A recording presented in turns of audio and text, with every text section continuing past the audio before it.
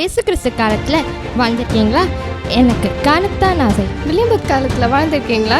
எனக்கு காணத்தான் ஆசை. பூச்சக்கர்களை கெட்டும் போது வாழ்ந்திருக்கீங்களா? எனக்கு காணதான் ஆசை. 25வது வருட கொண்டாட்டத்தை நீங்கள் பார்த்துருக்கீங்களா?